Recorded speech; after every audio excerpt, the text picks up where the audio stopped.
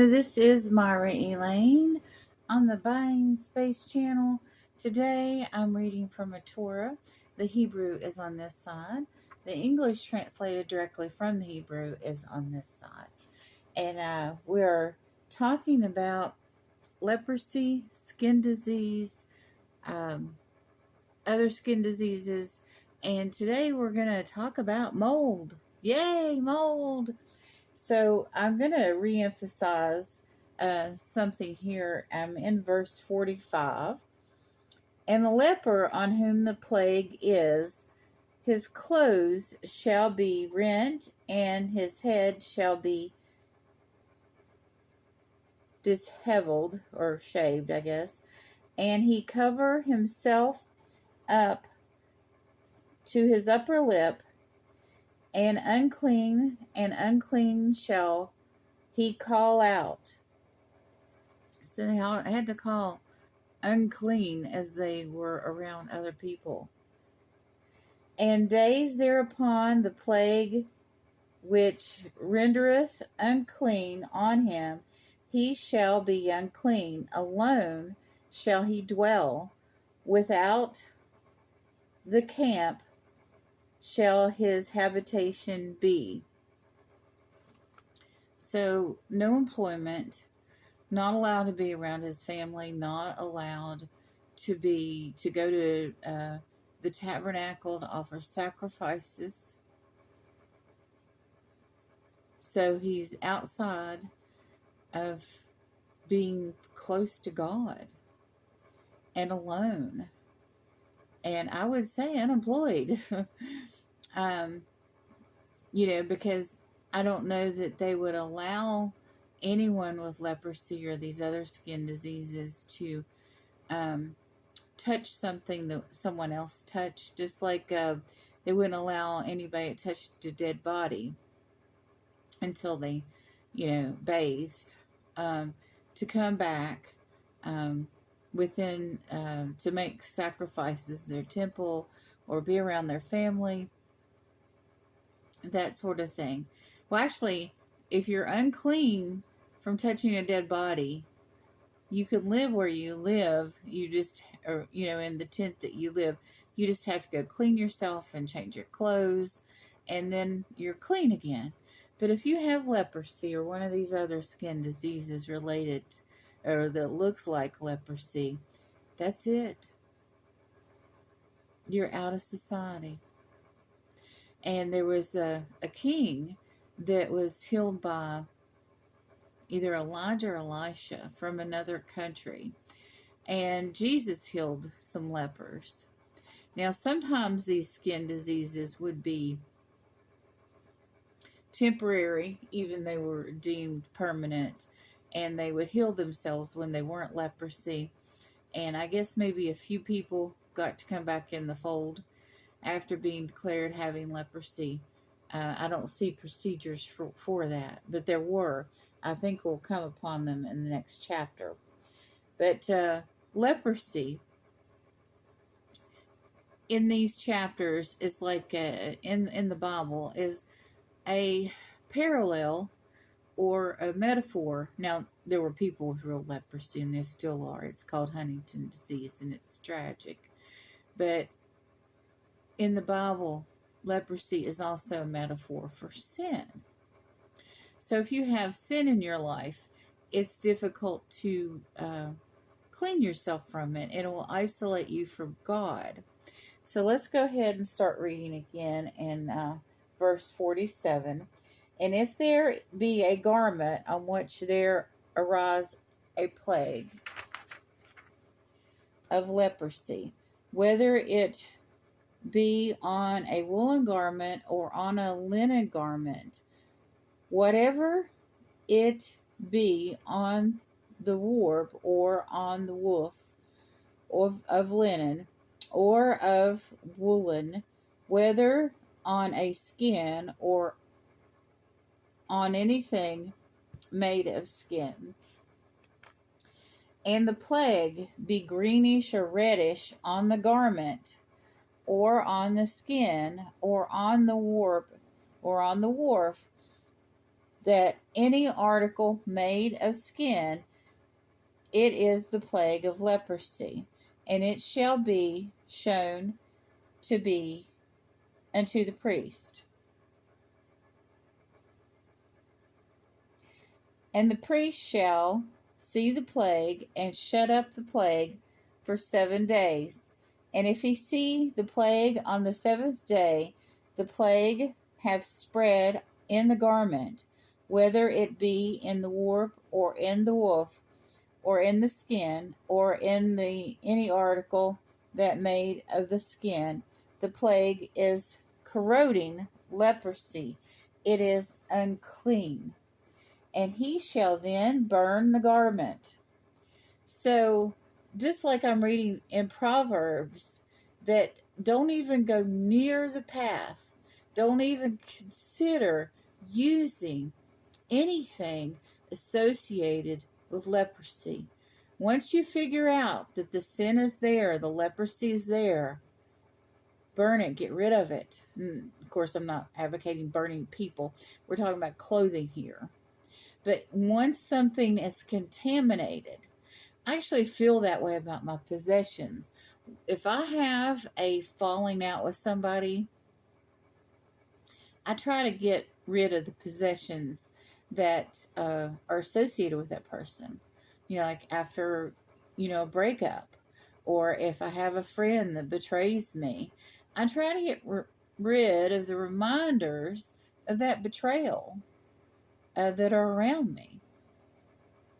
So burn the garment, whether warp or woof, is woolen or in linen, or if the article skin thereon is plague is, for it is a corroding leprosy. In fire it shall be burnt. So those things, that leprosy, which is also skin, is corroding to your soul. Get rid of whatever is causing you to sin in your life. And if the priest shall see, and behold, the plague they have not spread on the garment, either on the warp, or on the woof, or in any way of skin, then shall the priest command that they wash the thing wherein the plague is. He shall shut it up 7 days more. And if the priest see, after the plague hath been washed, and behold, the plague have not changed its color, and the plague have not spread, it is unclean, in fire it shall burn.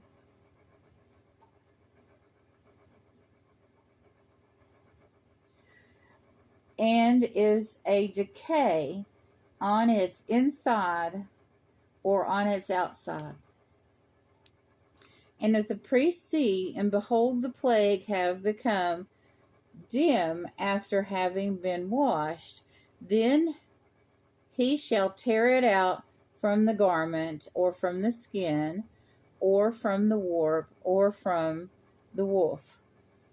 And if it appears again in the garment, either on the warp, or the woof, or the instrument of skin, it is growing plague. With fire shall thou burn thy wherein the plague is. So if you have cancer in your body, you cut it out. But if you go back and you're in remission, but then the cancer starts growing again, you're more likely to perish if you don't get rid of that cancer. And those things are true spiritually too. We can have cancer of the spirit, and we have to pray, study, read the Bible, apply the Bible to our lives, and try to get rid of that cancer in our spirituality. What is eating away at our faith? We have to get rid of that. And the garment, either on the warp or the woof, or every instrument of skin, which thou shalt wash, and plague apart thereupon, thou shalt be washed, and the second time it shall be clean. And this is the law of the plague of leprosy on garments of woolen or linen. Thought this section was about mold, but I guess mold can be part of what they're looking at on a garment. Whether in warp or in woof or any article of skin, to produce it clean or unclean. So if you have a stinky garment, get rid of it. And if you have something like that, you don't want to donate it. You don't want to pass it on to anybody. We personally have burn laws here, and I don't ever burn anything. But if I have something that's gone really bad, I put it in the trash, I send it away. And you know me, I hate to put things in the landfill, so it has to be pretty bad when I throw it away. But I bought a lot of books, years ago, and I want it for free. And they didn't send it to me. And I contacted the host, and I said, they didn't send me these books. I understood when I finally got the books. They were moldy books. And I threw them all away, but a couple of them. And those couple I donated. But the couple I donated weren't as bad as the others. I put one of the books in a bag of baking soda and left it, to try to save it. So you know that I try to save things. But when something goes bad, whether it be a social situation or something that's causing you spiritual turmoil, get rid of it. And I'm not saying, if it's a person, get rid of them. I'm not advocating violence of any sort. But if you have someone in your life that is causing you distress and emotional or spiritual turmoil, and as a person you have to deal with, limit what you have, the contact you have with them. I don't advocate lying. The 10 Commandments say do not lie. But I'll be honest with you, reporting flat tires is a temptation. I had a friend who, he had me, and then he had some other friends that he wanted to spend time with too.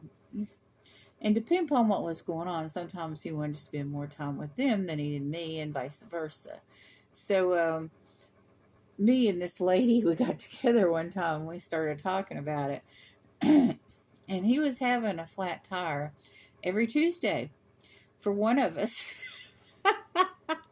So finally, I was like, okay, please don't come here anymore. Please, let's just stop.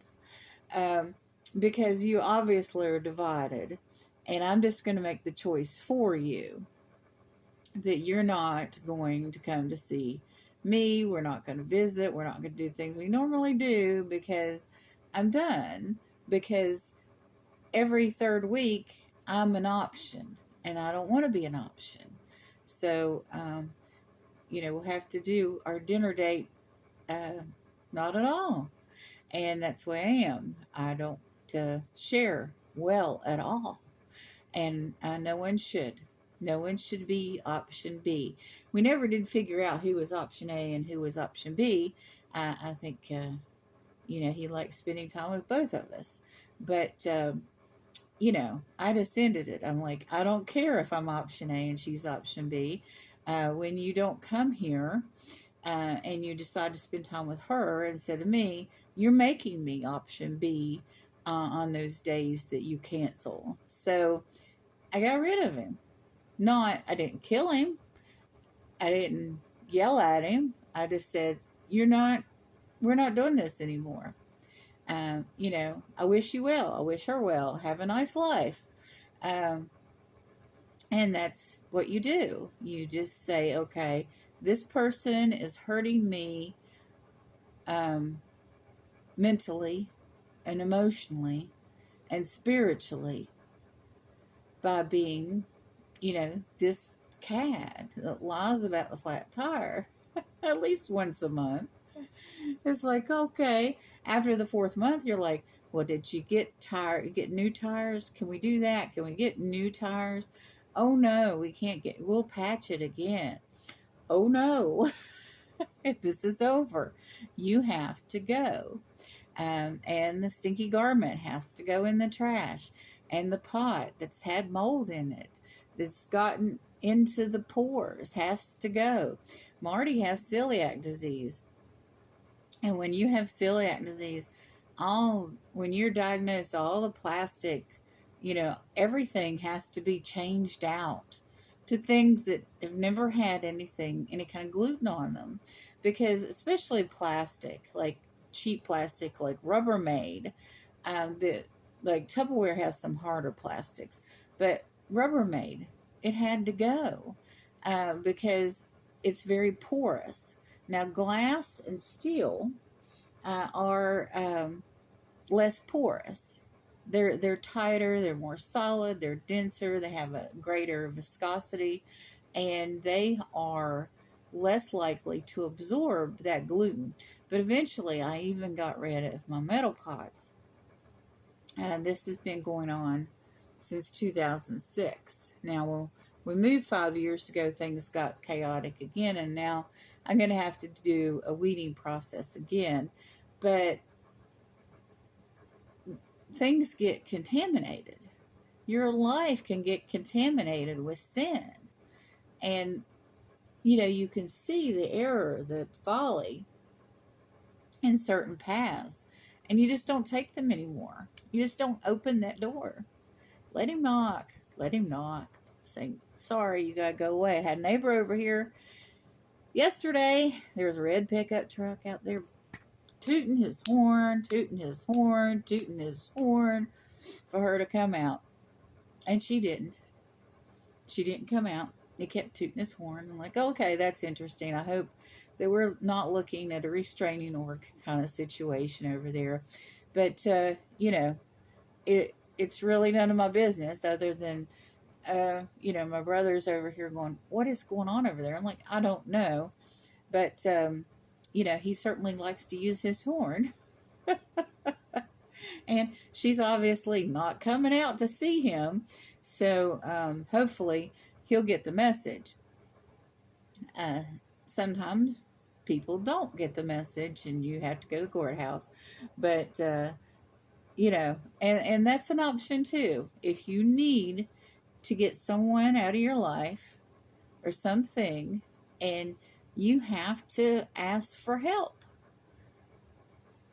Sometimes you have to go to your family, to your extended family, to your community, and sometimes you have to go to civil authorities to get things changed. It depends upon how deep you have dived into that sin. So when that garment starts stinking the first time, evaluate it, deal with it before it starts to reek.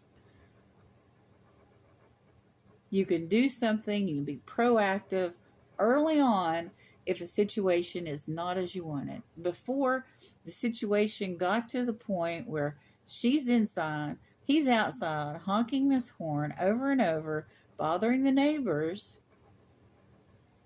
she probably saw some red flags.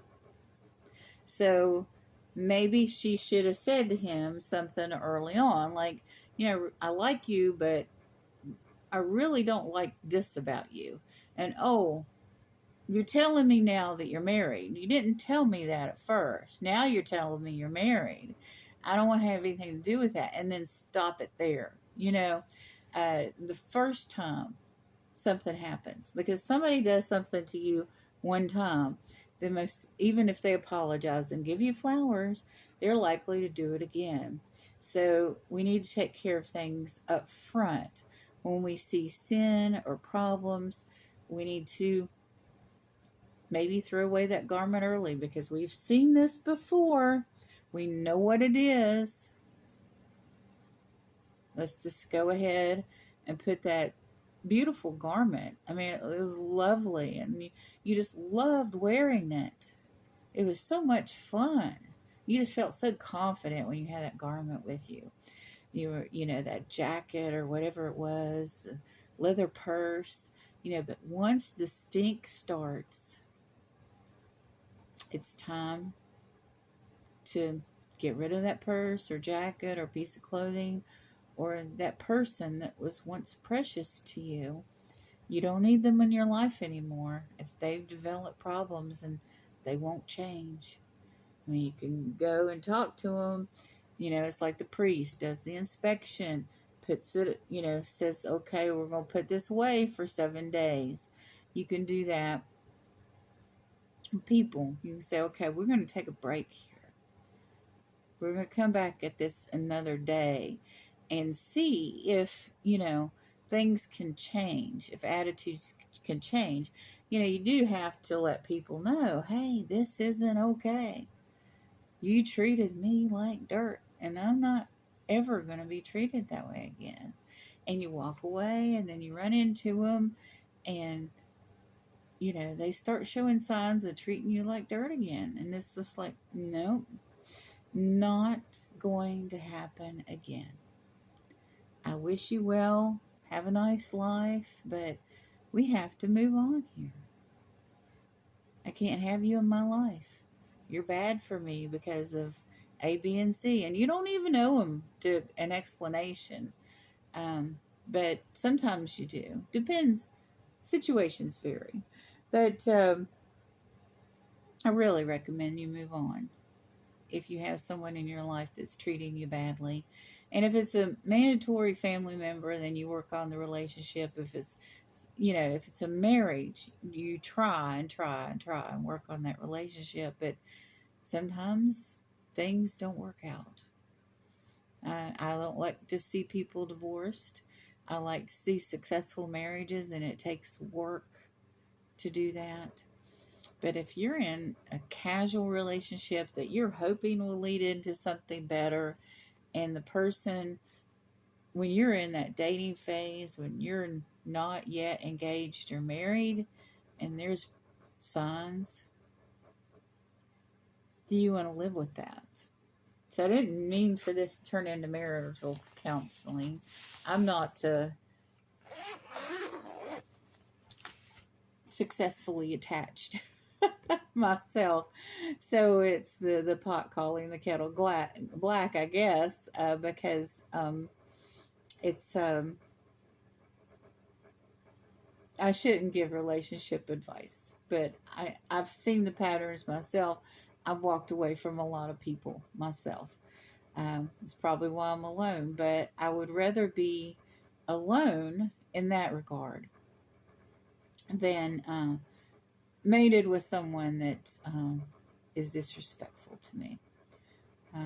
I've been to the courthouse over it, and I'm not hopefully ever going to have to go and request help with any kind of personal relationship like that.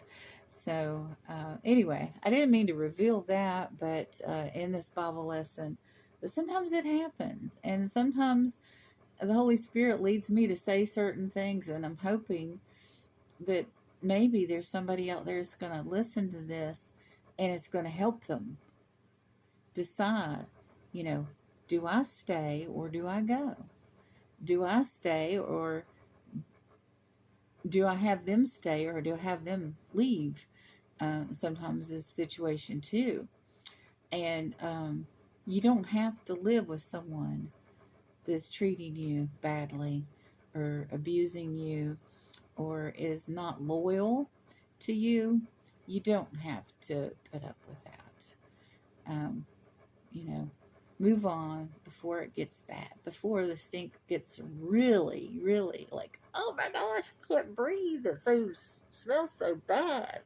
And it starts to contaminate all the other things around your life. And something to think about. You all have a wonderful and blessed day.